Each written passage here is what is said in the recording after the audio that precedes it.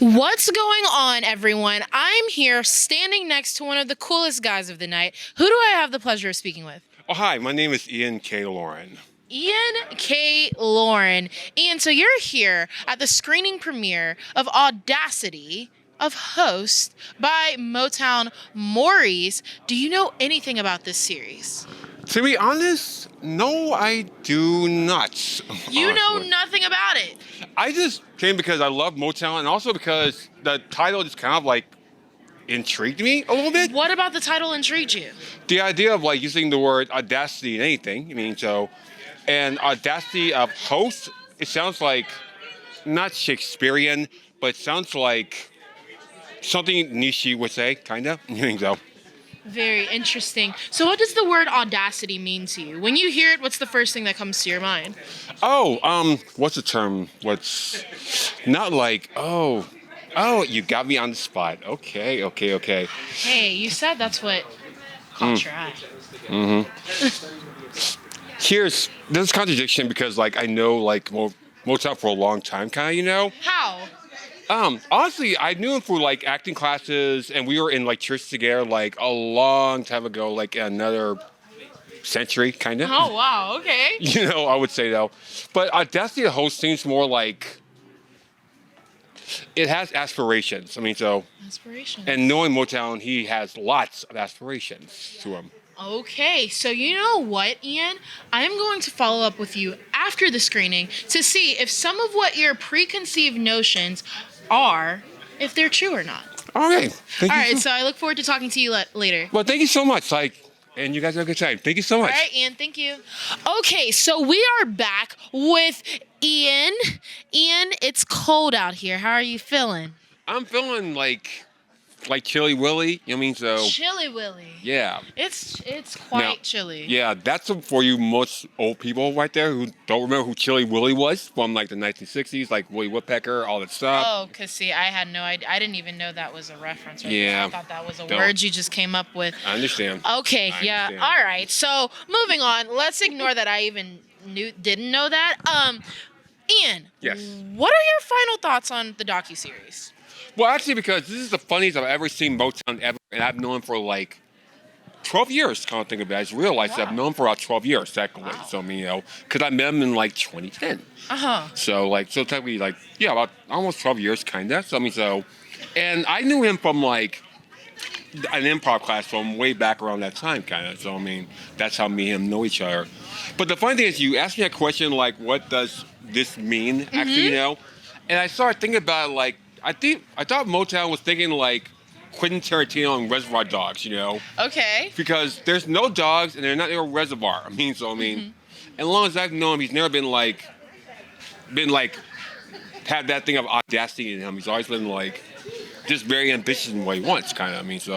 Long as I've known the guy. Would you say? Well, he would say so. Yeah, I think so. It's like, and also, I learned a little bit about like just. It inspired me right now. It's like, because everyone in this life is going through like the life, And his show actually his series actually gave me like a little hope I was kind of needing for a little bit, What was a turning point in the docuseries that inspired you? Like, what's a pivotal thing that you can remember that you saw today that was kind of like inspirational?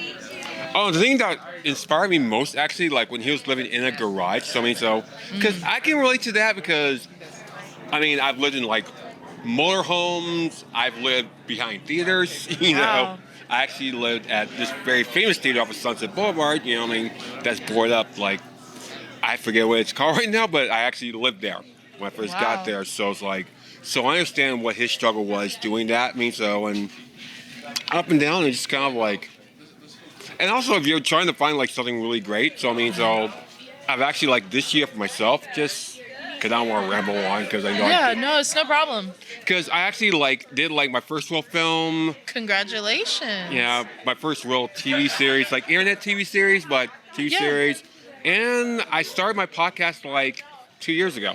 So, Wow. So you have a podcast, Ian. Yes, I do. What is the title of your podcast, and where can we stream and listen? Okay, well, it's actually called Adventures of a Z-list Actor. So Okay. you can find it on Spotify, actually. So, I mean, that's like the biggest thing, but it's off of Anchor FM. That's the home thing. So, I mean, Okay. and I got a YouTube channel called Ian Loren, Adventures of a Z-List Actor. You can find it on YouTube. You know? Yeah. So, specifically in the final episode of what we watched tonight, we got to hear a little bit about Motown's tedious struggle in the entertainment industry. Mm-hmm. Now, your podcast is called, what is it again? Sure. Adventures of a Z-List Actor. Now, explain what Z-list actor means. Now, here's the theory that like no one talks about in media, actually, because everyone knows like the A-listers and maybe some B-listers, But we have like this underground that we have. I call them the Z-listers, actually. Not even the famous guys. They're the guys who do like the court shows. They do like the short films. They do like internet TV series. They do like B films, like like little stuff that maybe like 20 to like 500 people might have seen ever. You mean so, and stuff like that. Just stuff. They do it just because number one, they love it, and two, let's be real, like. Z-list films are kind of like hourly, like you go at a regular job, actually, You're not going to make any real money doing like stuff, Z-list kind of stuff, really, you know what I mean?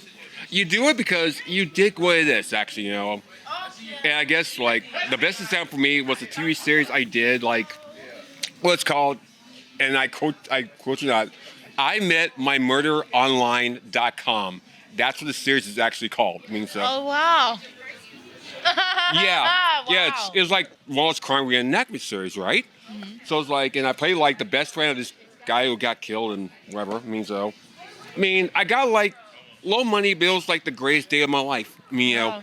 Because I loved it. It was like 9 hours of just being an actor and talking to actors and just doing a life. So that's just, I don't know. I'm sounding like all starstruck, I'm sorry, No, that's a huge moment, seeing that you've struggled, and you're not the only person. We've heard about Motown struggles and so many actors, especially here in Hollywood, with being kind of what you labeled as a Z-list, right? And that's a deep part to come out of. So any final words of inspiration that you'd like to give to Motown or anyone aspiring to enter into the entertainment industry? One thing I've just learned this right now. See, you don't have to look perfect to actually work, And whatever, like, quirks or weird stuff, lean into it. And for the longest time, I didn't lean into it because I tried to be like everyone else. And no one's like, you can only be you. There's only one you. And you hear that and you hear it and you hear that. But when you put it in your head and it connects with you, there really is no one but you. Everyone, so you just heard it from Ian himself, letting you know that there's only one you, and the best thing you could do in life is to what?